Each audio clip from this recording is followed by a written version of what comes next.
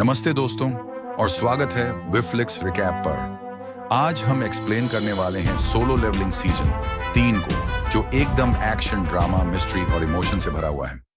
यह एपिसोड इतना इंटेंस है कि आपकी आंखें स्क्रीन से हटेंगी नहीं। हम भी पूरा डिटेल देंगे, हर सीन, हर फाइट, हर ट्विस्ट कवर करेंगे। तो चलो अपना पॉपकॉर्न रेडी करो और शुरू करते हैं जिनवू के इस एपिक जर्नी को। शुरू होता है एक बड़े से हाईवे से, जहां अचानक एक जायंट गेट पॉपअप हो जाता है। ट्रैफिक जाम लग जाता है, लोग परेशान और खलबली फैल जाती है। तभी हमारा हीरो सुंग जिनवू सीन में एंटर करता है। अपने ट्रेडमार्क कूलनेस के साथ वे ऑफिशियल्स से कुछ नहीं पूछता, सीधा गेट के अंदर घुस जाता है, अकेला। सब सोचते हैं ये बंदा इतना फियरलेस कैसे है भाई, लेकिन तभी गेट ट्रांसफॉर्म हो जाता है रेड गेट में और सबके मुंह खुले के खुले रह जाते हैं। रेड गेट मतलब डेंजर ऑन अंदर लेवल। जिनवू सोचता है आज तो मेरा दिन ही खराब लग रहा है। उसे पता है यह एक ट्रैप है और अब वह स्टक है।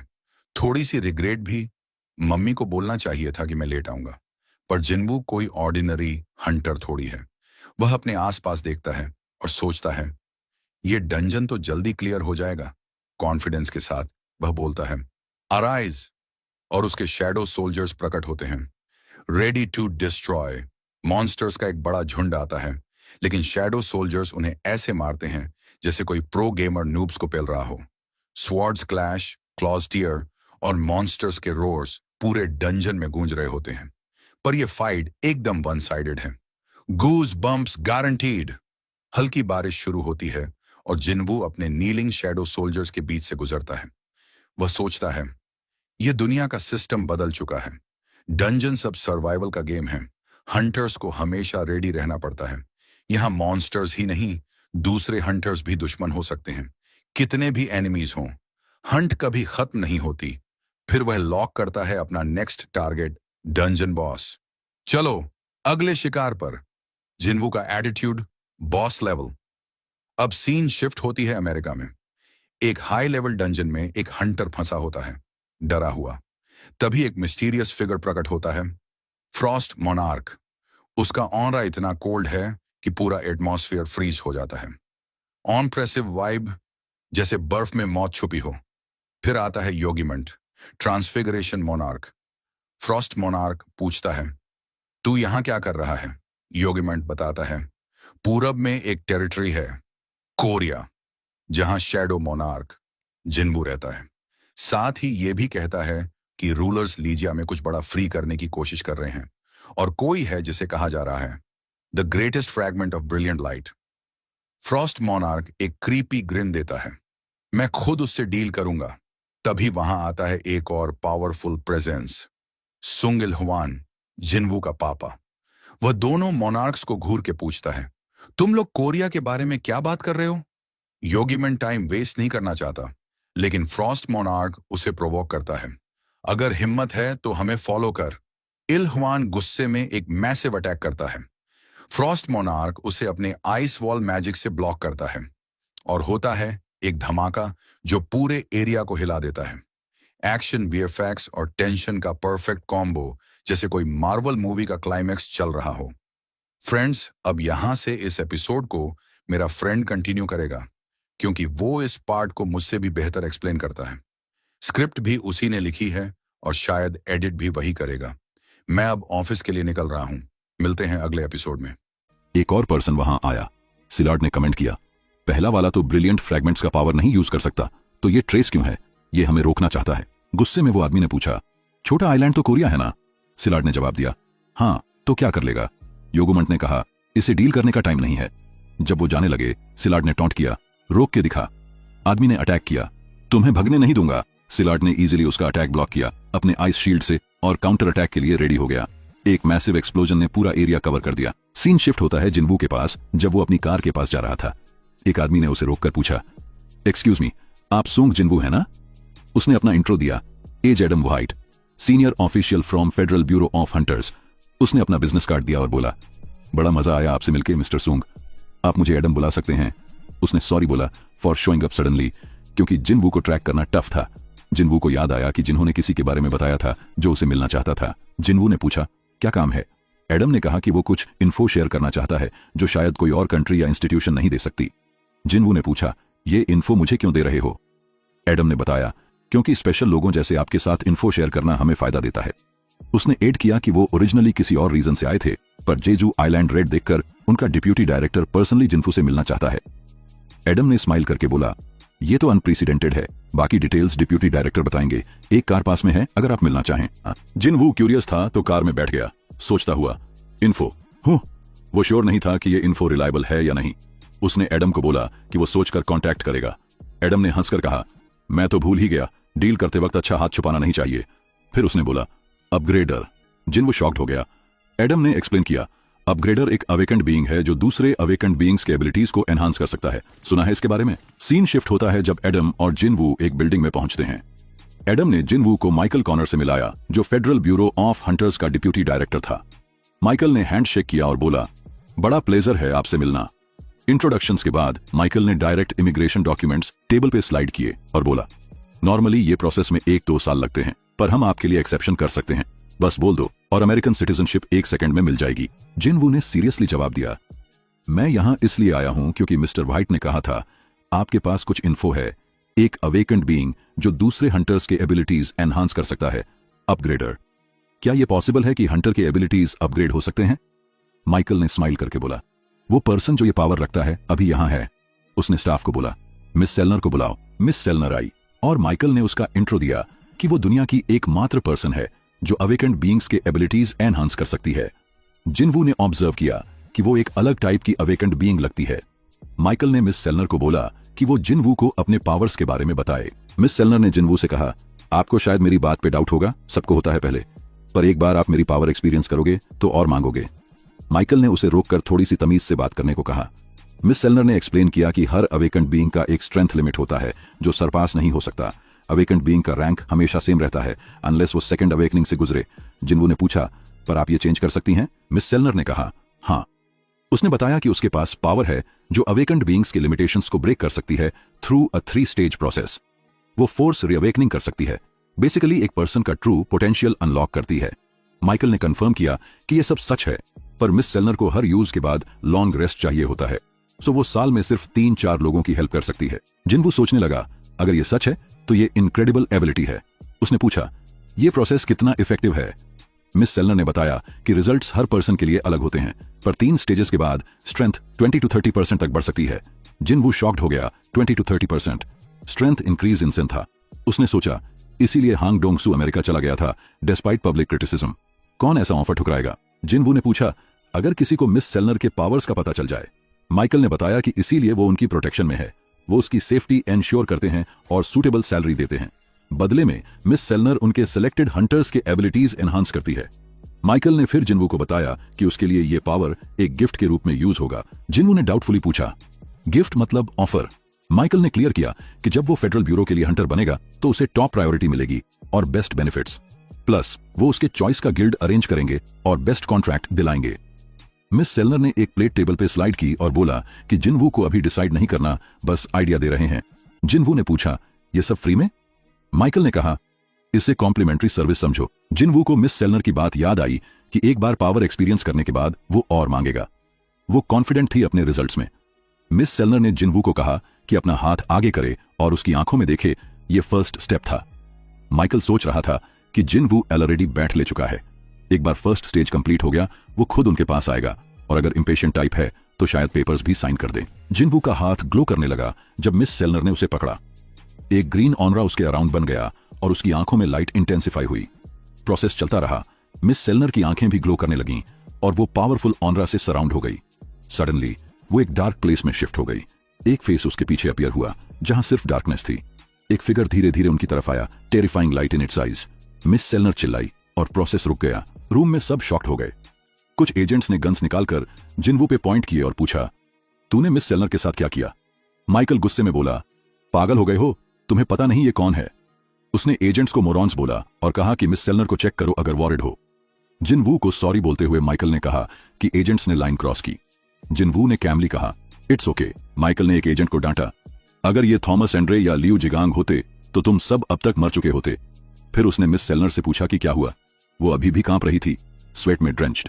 उसने स्टैमर करके बोला, ही इज अ किंग और बहुत पावरफुल। माइकल स्टंड हो गया और पूछा, मतलब जिनवू नेशनल लेवल हंटर जितना स्ट्रांग है? मिस सेलनर ने सर हिलाया, अनएबल टू एक्सप्लेन, और बोली, मैंने ऐसा कभी एक्सपीरियंस नहीं किया। He is a king but not ordinary.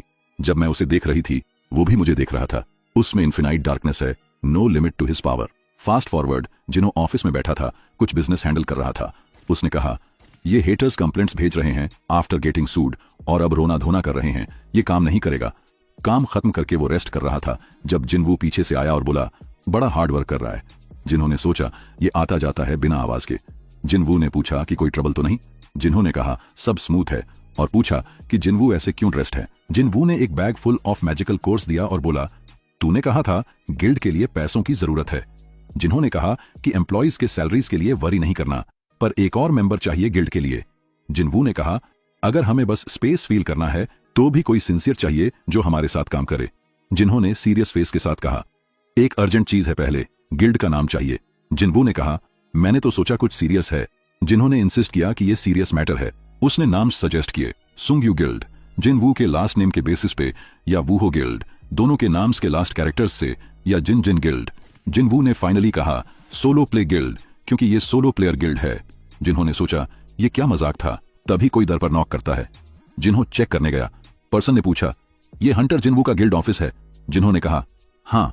जब उसने देखा तो वो शॉक्ड हो गया, ये हंटर चा थी। जिन्होंने पूछा, तुम यहां क्या कर रही हो? चा ने कहा, मैं इस गिल्ड में ज्वाइन करना चाहती हूं। सब बैठने के बाद जिनवू ने पूछा, क्लियर करो क्यों यहां हो? चा ने रिपीट किया, मैं तुम्हारे गिल्ड में ज्वाइन करना चाहती हूं। जिनवू कंफ्यूज्ड हो गया और पूछा कि क्या चेयरमैन ने उसे भेजा है या हंटर चोई ने उसे गिल्ड से निकाल दिया? चा ने कहा, नहीं, ऐसा नहीं है। जिनवू ने सीरियस फेस से पूछा, तो तुम मेरे सोलो प्ले गिल्ड में क्यों ज्वाइन करना चाहती हो? चा ने सुनकर शॉक में पूछा, तुमने गिल्ड का नाम ये रखा है? जिनवू ने कहा, हाँ, इसमें क्या प्रॉब्लम है? वाइस मास्टर और मैंने अग्री किया। जिन्होंने इंटरप्ट किया, मैंने कब अग्री किया? मेरे सजेशंस का क्या? जिनवू ने चा को एनालाइज किया, उसकी पल्स, ब्रेथ, एक्सप्रेशन। वो काल्म दिख रही थी, पर जिनवू को पता था वो कुछ छुपा रही है। उसने पूछा, तो क्यों ज्वाइन करना चाहती हो? चा ने बताया कि उसका कॉन्ट्रैक्ट हंटर्स गिल्ड के साथ अभी भी है, पर वो पेनल्टी पे करने को रेडी है। जिनवू ने कहा, हमारे गिल्ड के पास अभी इतने रिसोर्सेज नहीं हैं कि तुम्हें कंपेंसेट कर सके। चा ने कहा, मुझे डाउन पेमेंट की जरूरत नहीं। जिनवू ने फिर पूछा, तो तुम्हें यहां से क्या मिलेगा? चा सोचने लगी कि कैसे एक्सप्लेन करे। उसने सोचा, पहले तो मुझे सिर्फ ये अट्रैक्ट किया कि जिनवू के माना का स्मेल बाकी हंटर्स से अलग है, पर जेजू आइलैंड रेड के वक्त मुझे लगा मैं मरने वाली हूं। फ्लैशबैक में जब चा को होश आया रेड के बाद, उसने चेयरमैन से पूछा कि वो कहां है। चेयरमैन ने बताया कि वो हेलीकॉप्टर में है और अब हॉस्पिटल जाएंगे। चा ने पूछा, जिनवू ने हमें उस मॉन्स्टर से बचाया ना? चेयरमैन ने कंफर्म किया। प्रेजेंट में चा ब्लश करते हुए सोच रही थी, मैं उसके साथ एंड तक रहना चाहती हूं। जिनवू ने उसका ब्लशिंग फेस देखा और सोचा, ये क्या छुपा रही है? उसने पूछा, तो जवाब नहीं दोगी? चा ने फाइनली कहा, मैं कंफर्टेबल लाइफ जीना चाहती हूं, इसमें क्या गलत है? जिनवू ने सोचा, चा सिर्फ 22 साल की है और एस रैंक हंटर का बर्डन हैवी होगा। जेजू आइलैंड रेड में हंटर्स ने बहुत सफर किया, तो समझ सकता हूं क्यों वो हमारे साथ ज्वाइन करना चाहती है। जिनवू ने कहा, हमारे गिल्ड में एंट्रेंस टेस्ट है। चा ने कहा, रिक्रूटिंग नोटिस में तो ऐसा नहीं था। जिनवू ने कहा, शायद वाइस मास्टर से मिस्टेक हुई, क्योंकि ये नया रूल है। उसने जिन्हों को ड्रिंक्स और स्नैक्स लाने को भेजा। जिन्हों के जाने के बाद चा ने पूछा, कैसा टेस्ट है? जिनवू ने कहा, तुम्हें मेरे एक समन को हराना होगा। चा ने पूछा, मैं इतनी वीक लगती हूं क्या? कैसा समन है? जिनवू ने कहा, तुम्हारे लिए मैं अपना स्ट्रॉन्गेस्ट समन यूज करूंगा। वो दोनों उठ गए और चा ने पूछा, टेस्ट कब है? जिनवू ने कहा, अभी करते हैं, एसोसिएशन के जिम्नेजियम में चलेगा? वो सोच रहा था, ये परफेक्ट चांस है टेस्ट करने का कि क्या मैं शैडो एक्सचेंज 2 लोगों के साथ यूज कर सकता हूं। उसने चा को कहा, तुम्हें जाने की जरूरत नहीं, शॉर्टकट है। वो उसके क्लोज आया और बोला, बस थोड़ी देर एक साथ रहना होगा। जब वो रेडी हुए, जिनवू ने शैडो एक्सचेंज यूज किया और दोनों डार्कनेस में कवर हो गए। मीनवाइल जिन्हों स्नैक्स लेकर रूम में आया और देखा कि जिनवू और चा की जगह एक हाई ऑर्क खड़ा है। दोनों ऑफवर्डली एक दूसरे को देखते हैं और ऑर्क ने जिन्हों के हाथ से फूड छीनकर एक बाइट में खा लिया। सीन शिफ्ट होता है जिम्नेजियम में, जहां दोनों टेलीपोर्ट कर चुके थे। चा शॉक्ड थी और पूछा, तुमने ये कैसे किया? जिनवू ने सोचा, मैंने ठीक गेस किया था। शैडो एक्सचेंज एक गेटवे की तरह काम करता है, क्योंकि मैं एक पर्सन के साथ मूव कर सका। उसने चा को कहा, चलो शुरू करते हैं। चा ने बताया कि उसने अपना वेपन पीछे छोड़ दिया। जिनवू ने पूछा, वो पिकैक्स की बात कर रही हो? चा ने एक्सप्लेन किया, वो मेरा वेपन नहीं है। जिनवू ने हंसकर कहा, मजाक कर रहा था। चा ने कहा कि स्टोरेज में कोई वेपन मिल सकता है। उसने स्टोरेज खोला जहां ढेर सारे वेपन्स थे। वो सोच रही थी कि ये रिजर्व वेपन्स हैं, सो नॉट दैट ग्रेट, पर प्रैक्टिस के लिए काफी हैं। वो एक स्वॉर्ड लेकर आई और बोली, मैं रेडी हूं। जिनवू ने पूछा, इससे चलेगा? ये तुम्हारा यूजुअल वेपन नहीं है। चा ने कहा, वेपन मैटर नहीं करता, मॉन्स्टर्स तो कभी हमारे टर्म्स पे नहीं लड़ते। जिनवू ने सोचा, वो सही बोल रही है। उसने डिसाइड किया कि कौन सा समन कॉल करे। एक ऑर्डिनरी सोल्जर तो पीस में कट जाता। उसने इड्रासिल को समन किया, सोचता हुआ, मेरे सोल्जर्स में ये बेस्ट स्वॉर्ड्समैन है। चा ने पूछा, विन या लूज का कंडीशन क्या है? जिनवू ने बताया, या तो तुम समन को डिस्ट्रॉय करो या सरेंडर करो तो लूज। जिनवू ने सोचा, मैंने कहा था स्ट्रॉन्गेस्ट सोल्जर बुलाऊंगा तो टेस्ट हर, पर बेरू उसके लिए टू मच है। सब प्रिपेयर होने के बाद जिनवू ने सिग्नल दिया तो स्टार्ट द टेस्ट। उसने नोटिस किया कि चा अपना माना गैदर कर रही थी। तब उसे चा की बात याद आई, वेपन्स डोंट मैटर।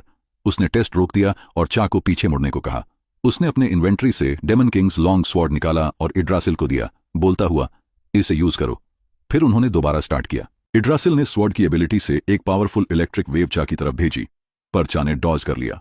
जिनवू ने सोचा, एस एक्सपेक्टेड, वो फास्ट है। एवरेज पर्सन होता तो एक स्क्रैच से मर जाता। फाइट कंटिन्यू हुई। दोनों ब्लोज एक्सचेंज कर रहे थे और इतना नॉइज हो रहा था कि चेयरमैन गो गुन्ही का ध्यान गया, जो अपने ऑफिस में बैठा था। उसने सोचा, आज तो जिम में कोई नहीं होना चाहिए था। उसने किसी को कॉल किया और जिम का सीसीटीवी फुटेज अपने रूम में कनेक्ट करने को कहा। फुटेज देखकर उसने जिनवू और चा को देखा और सोचा, ये दोनों कब आए? उसे चा का एक्सप्रेशन याद आया जब उसने बताया था कि जिनवू ने उसे बचाया था। स्माइल करके उसने सोचा, मैं सच में अंधा था। उसने कॉल पे कहा कि जिम के सारे सीसीटीवी कैमरा बंद कर दो और लिख दो कि आज इंस्पेक्शन था। फिर वो कैमली ऑफिस में बैठा था जब सडनली जमीन हिलने लगी। जब सब शांत हुआ, उसने कहा, एस एक्सपेक्टेड, ये अपनी यूथ एंजॉय कर रहे हैं। मीनवाइल जिनवू शॉक्ड था क्योंकि इड्रासिल को चा ने हरा दिया। चा ने पूछा, ये ब्लैक नाइट तुम्हारा स्ट्रॉन्गेस्ट था? तुमने कहा था स्ट्रॉन्गेस्ट समन करोगे, अब उसे बुलाओ। जिनवू ने कहा, तुम हर्ट हो सकती हो, पर चा ने इंसिस्ट किया, कोई बात नहीं, मैं उसे एक बार और लड़ना चाहती हूं। जिनवू के पीछे एक डार्क ऑनरा एमर्ज हुआ जब उसने बेरू को समन किया। उसने चा से पूछा, श्योर हो, तुम सच में चाहती हो? ये जिनवू सोच रहा था कि जनरली शैडो सोल्जर्स अपने लिविंग काउंटरपार्ट्स से वीक होते हैं, पर बेरू एक एक्सेप्शन है। वो हंटर्स को मारने के लिए बनाया गया था। अगर बेरू फुल पावर से चा के खिलाफ लड़े तो उसके जीतने के चांसेस बहुत कम होंगे। जब बेरू आगे बढ़ा, जिनवू ने उसे कहा, इसे हराओ, पर ध्यान रखना कि इसे चोट न लगे। ये सुनते ही बेरू ने एक पावरफुल माना वेव छोड़ी, जिससे बिल्डिंग के सारे लाइट्स और विंडोज टूट गए। बेरू की पावर फील करके चा सोचने लगी, क्या जिनवू ने इसके साथ लड़ाई की थी? बेरू फुली ट्रांसफॉर्म हो गया, फाइट के लिए रेडी। पर पहले ही जिनवू ने ऑर्डर दिया, वो क्लॉज अंदर कर, वरना तेरी लाइफ इजी नहीं होगी अगर तूने टेस्ट में इसे इंजर्ड किया। बेरू डर गया और जल्दी से अपने क्लॉज वापस ले लिया। इस मौके का फायदा उठाते हुए चा ने अटैक किया, पर शॉकिंगली बेरू ऑलरेडी उसके पीछे था। चा ने सोचा, ये वही मूव है जो लास्ट टाइम था। उसने अपनी स्वॉर्ड स्विंग की, बोलते हुए, क्या लगता है मैं दोबारा इसी ट्रिक में फंसूंगी? पर उसकी स्वॉर्ड बेरू तक पहुंचने से पहले उसने इजीली उसे पकड़ लिया। स्वॉर्ड छोड़ते हुए बेरू बोला, मेरे लॉर्ड, एक कमांड दो कि इसे बिना चोट के हराऊं और मैं इसे हम दोनों के स्ट्रेंथ का डिफरेंस दिखा दूंगा। चा ने कंटिन्यूअसली अटैक किया, पर बेरू हर अटैक को इजीली डॉज कर रहा था। चा सोच रही थी, मैं अभी खत्म नहीं हुई। उसने फिर स्वॉर्ड स्विंग की, पर बेरू ने बिना हिले डॉज कर दिया। चा को रियलाइज हुआ, ये इतनी दूरी से मेरे सारे अटैक्स डॉज कर रहा है बिना मूव किए। उसे रिएक्ट करने का मौका भी नहीं मिला और बेरू सडनली उसके सामने आ गया और एक टेरिफाइंग स्क्रीम छोड़ी। इस स्क्रीम की फोर्स से चा कई फीट पीछे उड़ गई। ये देखकर जिनवू ने सोचा, लगता है इस मैच का विनर डिसाइड हो गया। उसने चा से पूछा, अब सेटिस्फाइड हो? पर चा हार नहीं मानने वाली, बोली, अभी नहीं, मैं अभी भी लड़ सकती हूं। जिनवू सोचने लगा, क्या सोच रही है ये? इतने स्ट्रेंथ डिफरेंस के बाद भी लड़ना रेकलेस है। बेरू बाकी शैडो सोल्जर्स से अलग था, न सिर्फ इंटेलिजेंट बल्कि दिल से एक किलिंग मशीन। जिनवू को अभी भी बेरू की किलिंग इंस्टिंक्ट फील हो रही थी। उसने सोचा, अगर चा कोई वीक स्पॉट टारगेट कर रही है तो बस उम्मीद है कोई गलती ना करे। बेरू ने चा से कहा, एक क्रिएचर समझ सकता है कि वो प्रेडेटर है या प्रे। वो चा की तरफ चार्ज करता हुआ बोला, प्रे का प्रेडेटर के खिलाफ खड़ा होना बर्दाश्त नहीं होता। उसने अटैक किया, पर चा ने लास्ट सेकंड में डॉज कर लिया। जब बेरू दोबारा स्ट्राइक करने वाला था, उसने नोटिस किया कि चा माना गैदर कर रही है। चा ने एक अटैक लॉन्च किया जो बेरू के शोल्डर पे लगा, पर उसका एक्सोस्केलेटन इतना हार्ड था कि चा का वेपन टूट गया। ये चा का प्लान था। उसने सोचा, अब मौका है, मेरे पास इतना माना नहीं है तो मैं ये एक बार ही यूज कर सकती हूं, पर यह काफी होना चाहिए। उसने अपना skill sword of light use किया और बेरू के हार्ड एक्सोस्केलेटन को पियर्स कर दिया। जिनवू अलार्म्ड हो गया। उसे एक सेकंड के लिए लगा कि बेरू के अंदर एक पुराना कमांड रिसर्फेस हो गया जो उसकी क्वीन ने बर्थ पे दिया था। सब एनिमीज को खत्म करो। बेरू ने मटर किया, ये औरत मेरी एनिमी है, और किल करने के इंटेंट से अटैक के लिए रेडी हो गया। ये देखकर जिनवू ने चिल्लाया, रुक जा, पर बेरू ने रिस्पॉन्ड नहीं किया। चा ने सोचा ये उसका एंड है और आंखें बंद कर लीं। एक एक्सप्लोजन हुआ। जब उसने आंखें खोली, देखा कि जिनवू ने उसे फिर से बचा लिया। बेरू अपने सेंसेस में वापस आते हुए पीछे जंप किया। जिनवू ने चा को खड़ा किया। बेरू घुटनों पर गिरकर जिनवू से माफी मांगने लगा, पर जिनवू को चा की फिक्र थी। उसने पूछा, इतनी मेहनत क्यों कर रही थी? हमारे गिल्ड ज्वाइन करने के लिए इतना रिस्क लेने की जरूरत नहीं। ये बस एक टेस्ट है, एक नेमलेस गिल्ड का एंट्रेंस टेस्ट। तेरे कैलिबर का हंटर ऐसे रिस्क नहीं लेना चाहिए। उसने फिर पूछा, इतना क्यों कर रही थी? क्या तुम मुझ में इंटरेस्टेड हो? यह सुनते ही चा शॉक्ड हो गई। जिनवू ने सोचा, शायद ये रीजन भी नहीं है, मुझे समझ नहीं आ रहा क्या चल रहा है। तब उसने चा को धीरे से बोलते सुना, शायद ये बात है। सीन शिफ्ट होता है अमेरिका में, जहां माइकल कॉर्नर और Mrs Sellner David Brennan Federal Bureau of Hunters के डायरेक्टर से मिल रहे हैं। डेविड ने पूछा कि जिनवू के साथ मीटिंग कैसी रही और क्यों वो यूएस ज्वाइन करने के लिए कन्विंस नहीं हुआ। माइकल ने बताया कि मिसेस सेलनर के ऑब्जर्वेशन के हिसाब से जिनवू एक किंग है। डेविड शॉक्ड हो गया और पूछा, मतलब जिनवू नेशनल लेवल हंटर जितना पावरफुल है? मिसेस सेलनर ने एक्सप्लेन किया, जब मैंने उसके माइंड में देखा तो पता चला कि सारे अवेकेंड हंटर्स अपनी पावर अदर साइड से लेते हैं। मैं उस कनेक्शन को सेंस कर सकती हूं। कभी कभी यह फोर्स इतनी इंटेंस होती है कि कुछ हंटर्स ब्लाइंडिंग लाइट के स्ट्रीक्स लगते हैं। मैं उन्हें किंग्स कहती हूं। पर जिनवू के केस में मुझे कोई कनेक्शन नहीं दिखा। जब मैंने उसकी आंखों में देखा तो उसकी डार्कनेस ने मुझे वापस देखा। वो खुद डार्कनेस था। डेविड ने पूछा, क्या बोल रही हो? जिनवू इविल है? मिसेस सेलनर ने सर हिलाया और बोली, मैं उसके पावर सोर्स की बात कर रही हूं। जिनवू अपनी स्ट्रेंथ कहीं और से बोरो नहीं करता। वो बाकी अवेकेंड जैसे कनेक्शन यूज नहीं करता। वो अपनी खुद की स्ट्रेंथ पे रिलाय करता है, तो उस पे कनेक्शन के लिमिटेशंस अप्लाई नहीं होते। माइकल ने पूछा, तो आप बोल रही हो कि जिनवू के पावर का कोई लिमिट नहीं और वो और स्ट्रांग हो सकता है? मिसेस सेलनर ने हाँ में सर हिलाया। डेविड ने मिसेस सेलनर को थैंक यू बोला और माइकल को साथ चलने को कहा। वो बेसमेंट लेवल 24 पर जा रहे थे। एलिवेटर में डेविड ने कहा, अगर हम मिसेस सेलनर के एबिलिटीज से उसे नहीं ला सकते तो कोई और तरीका ढूंढना होगा। उसने पूछा, तुम्हें याद है पहला एस रैंक गेट जो खुला था? माइकल ने कहा, ऑफ कोर्स, वो तो वर्स्ट डंजन ब्रेक था जिससे एंटायर वेस्ट कोस्ट डिस्ट्रॉय हो गया। डेविड ने बताया कि उस इंसिडेंट के वक्त अमेरिका ने दुनिया के स्ट्रॉन्गेस्ट हंटर्स को ह्यूज रिवॉर्ड देकर रिक्रूट किया था। उनमें से सिर्फ 5 सर्वाइव हुए और उन्हें नेशनल लेवल हंटर का टाइटल मिला। उसने बताया कि Kamish the Dragon aka Inextinguishable Flame ने अकेले ही hundreds of top rank hunters को मार दिया था, पर इस ट्रेजेडी का एक सिल्वर लाइनिंग था। जब डोर खुला, माइकल ने एक रून स्टोन देखा जो कामिश के कॉर्प्स में मिला था। डेविड ने कहा, कामिश रेड को 8 साल हो गए और अभी तक कोई मेज क्लास नेशनल लेवल हंटर नहीं मिला। ये रून स्टोन इस बेसमेंट में अपने राइटफुल ओनर का वेट कर रहा है, पर कामिश एक बार फिर इस नेशन को एक वैल्यूएबल गिफ्ट देगा। सीन शिफ्ट होती है जिनवू के पास, जो शावर के बाद मिरर में देख रहा था। सोचता हुआ, एक लड़की ने मुझसे कहा कि वो मुझ में इंटरेस्टेड है, यकीन नहीं हो रहा।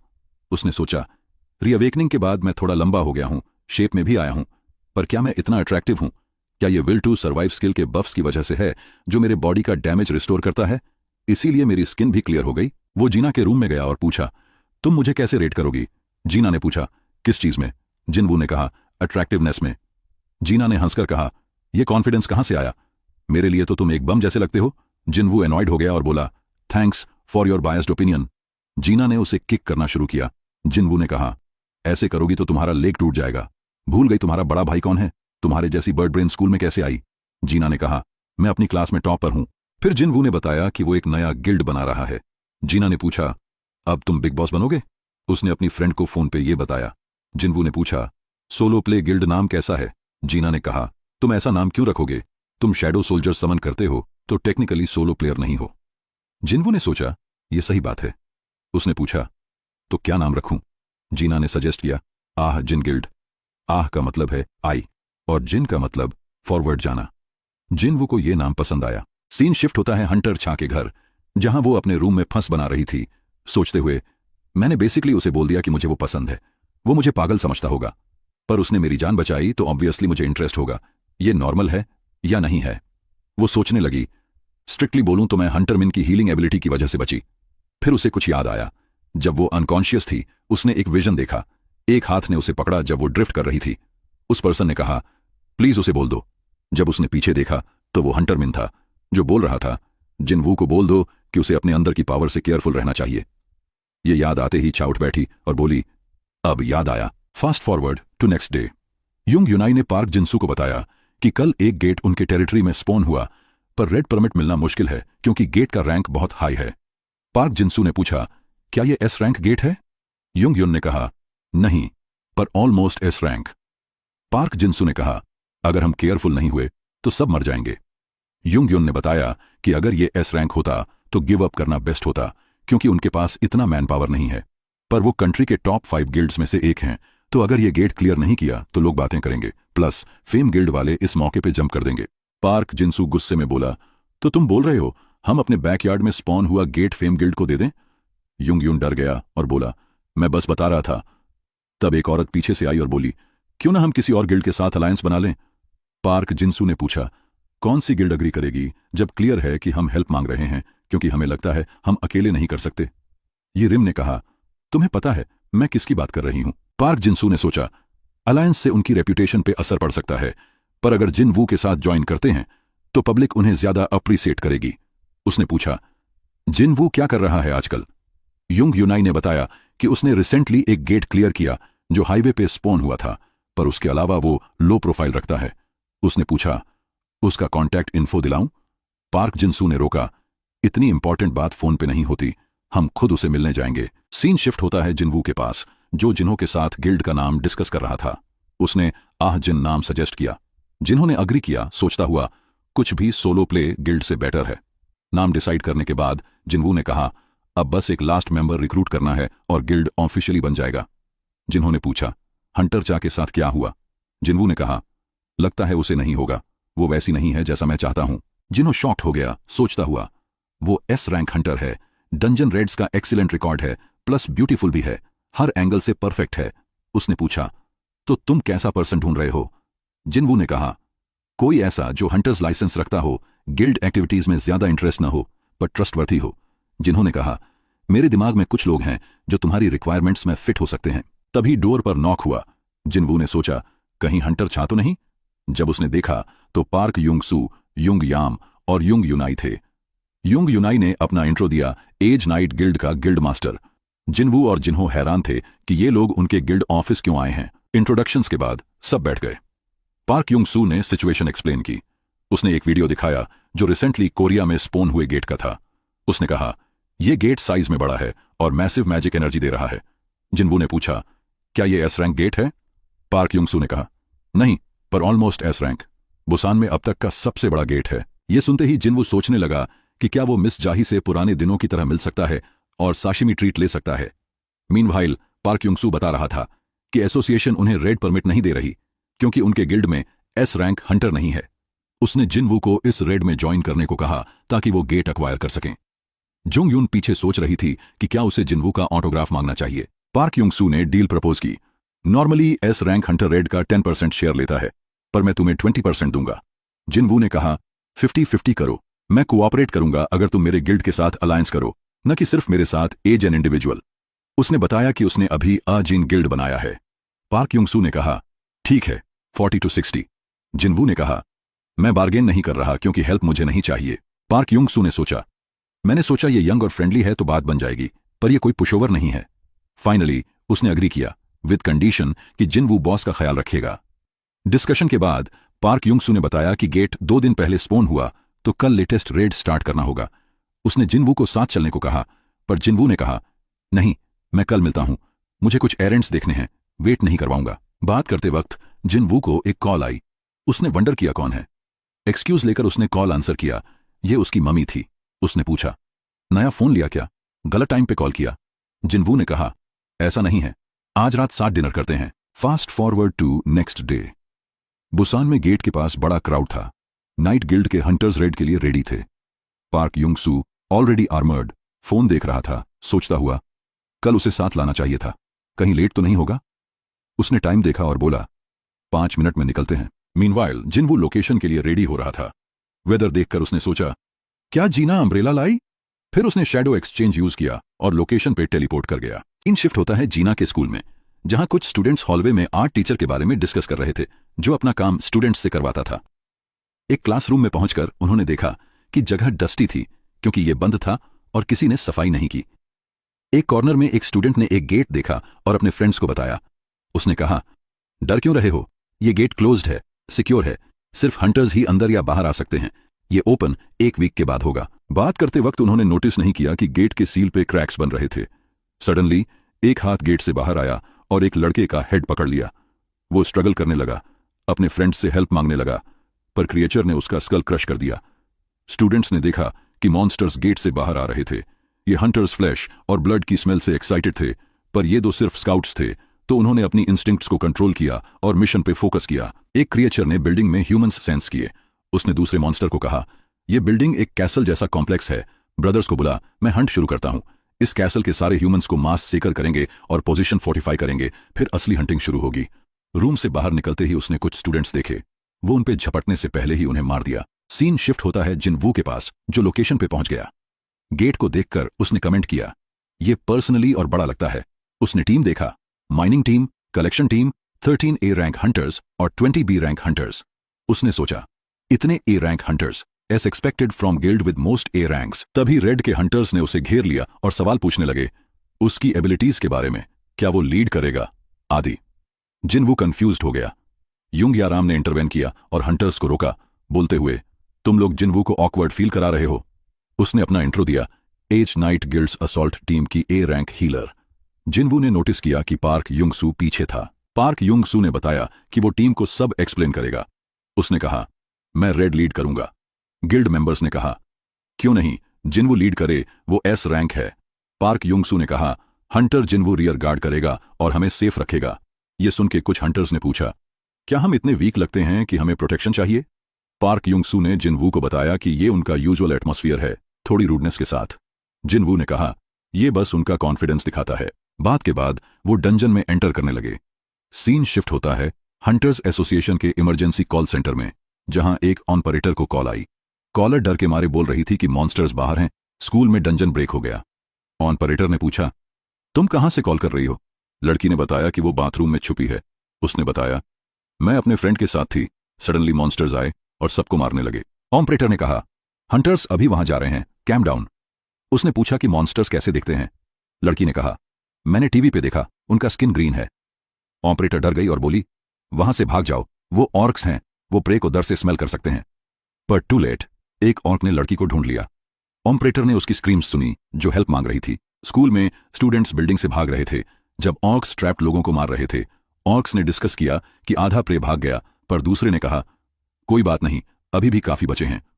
उन्होंने एस्केप पाथ ब्लॉक कर दिया और ऊपर के फ्लोर पे जाने लगे बाकी ह्यूमंस को खत्म करने। स्टूडेंट्स ने एक क्लासरूम में टेबल्स और चेयर्स से बैरिकेड बनाया, पर एक ऑर्क ने दर तोड़ दिया। स्टूडेंट्स हॉरर में देख रहे थे जब एक ब्लड कवर्ड ऑर्क उनकी तरफ आया। एक स्टूडेंट विंडो की तरफ भागा जब ऑर्क बाकी स्टूडेंट्स से डिस्ट्रैक्ट था। विंडो के पास पहुंचते ही उसने 2 रेड आइज देखी। रिएक्ट करने से पहले एक एक्स उसके हेड की तरफ आया और ब्लिंक में सब खत्म। ज्यादा ऑर्क्स ने क्लासरूम घेर लिया। एक ऑर्क ने एक स्टूडेंट में मैजिकल एनर्जी सेंस की और लीडर को बताया। लीडर ने कहा, उसे पहले मारो। जीना और हान सोंग यी पीछे डर के मारे खड़ी थी। हान सोंग यी ने जीना से कहा, मैं ई रैंक अवेकंड हूं, और लड़ने के लिए रेडी हो गई जब जीना उसे रोक रही थी। ऑर्क्स जब पास आए, एक ने पूछा, ये वही ह्यूमन है? दूसरे ने कहा, नहीं, इसके पास वाली लड़की से ज्यादा पावरफुल स्मेल आ रही है। उसने जीना पे एक्स स्विंग किया, बोलते हुए, इसे मारना होगा। दोनों लड़कियों ने आंखें बंद कर लीं, पर जब जीना ने आंखें खोलीं, उसने एक हाई ऑर्क अपने सामने देखा, जिससे अटैक रोका। उसे समझ आया कि ये जिनवू ने उसकी प्रोटेक्शन के लिए छोड़ा था। हाई ऑर्क ने एक पंच से ऑर्क को सीलिंग के थ्रू उड़ा दिया, बाकी मॉन्स्टर्स को शॉक करते हुए। 3 बड़े ऑर्क्स ने जीना को घेर लिया। सीन शिफ्ट होता है जिनवू और नाइट गिल्ड के पास, जो डंजन में थे। पार्क युंगसू ने चिल्लाया, सब देखो, ये ओगर है। एक 2 हेडेड ओगर उनके सामने खड़ा था। जब क्रिएचर ने अपना वेपन स्विंग किया, पार्क युंगसू ने अपनी एबिलिटी से शील्ड बनाया। ओगर ने फुल फोर्स से स्ट्राइक किया, पर शील्ड स्ट्रांग था। उसने यूनाई को ऑर्डर दिया, जो ओगर के एक्स पे चढ़ता हुआ उसके फेस तक गया और बीस्ट को ब्लाइंड कर दिया। उसने बाकी हंटर्स को कहा, अब जितना डैमेज करना है करो। सारे हंटर्स चार्ज करने लगे। ओगर को पीस में चॉप करते हुए। मेजस ने मैजिक से उसे जला दिया। क्रिएचर को खत्म करने के बाद पार्क युंग सू ने टीम को रिग्रुप करने को कहा। उसने जिनवू से कहा, चीजें अच्छी नहीं लग रही, मुझे पता था ये इजी नहीं होगा, पर ट्विन हेडेड ओगर से स्टार्ट होगा ये नहीं सोचा था।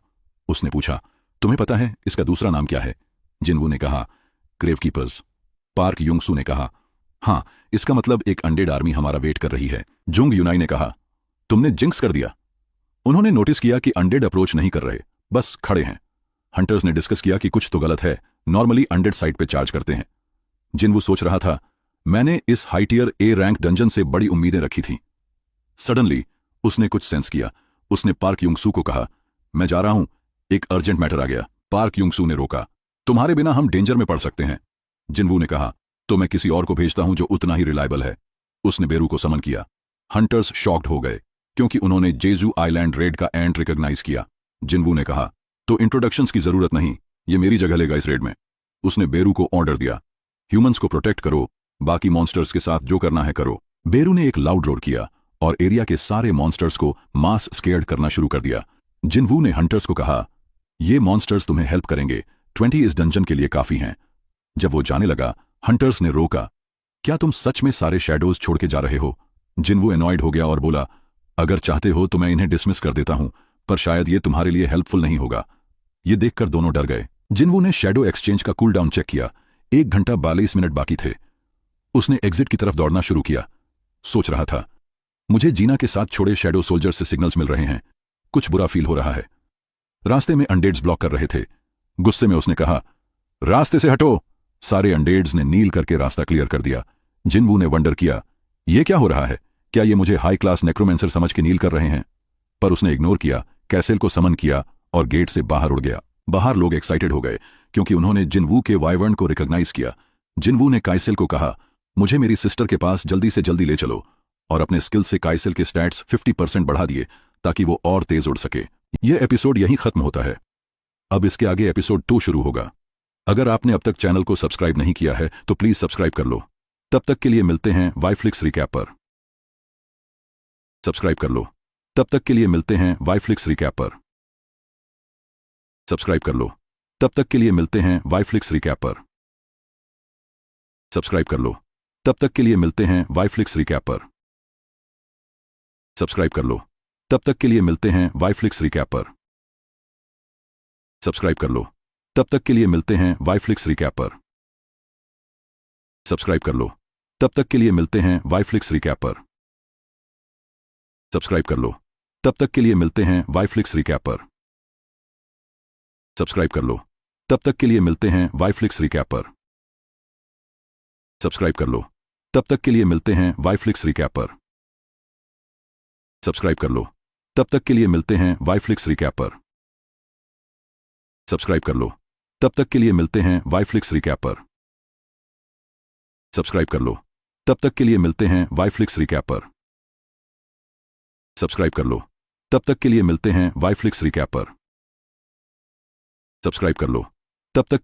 हैं वाईफ्लिक्स रिकैप पर। सब्सक्राइब कर लो। तब तक के लिए मिलते हैं वाईफ्लिक्स रिकैप पर। सब्सक्राइब कर लो। तब तक के लिए मिलते हैं वाईफ्लिक्स रिकैप पर। सब्सक्राइब कर लो। तब तक के लिए मिलते हैं वाईफ्लिक्स रिकैप पर। सब्सक्राइब कर लो। तब तक के लिए मिलते हैं वाईफ्लिक्स रिकैप पर। सब्सक्राइब कर लो। तब तक के लिए मिलते हैं वाईफ्लिक्स रिकैप पर। सब्सक्राइब कर लो। तब तक के लिए मिलते हैं वाईफ्लिक्स रिकैप पर। सब्सक्राइब कर लो। तब तक के लिए मिलते हैं वाईफ्लिक्स रिकैप पर। सब्सक्राइब कर लो। तब तक के लिए मिलते हैं वाईफ्लिक्स रिकैप पर। सब्सक्राइब कर लो। तब तक के लिए मिलते हैं वाईफ्लिक्स रिकैप पर। सब्सक्राइब कर लो। तब तक के लिए मिलते हैं वाईफ्लिक्स रिकैप पर। सब्सक्राइब कर लो। तब तक के लिए मिलते हैं वाईफ्लिक्स रिकैप पर। सब्सक्राइब कर लो। तब तक के लिए मिलते हैं वाईफ्लिक्स रिकैप पर।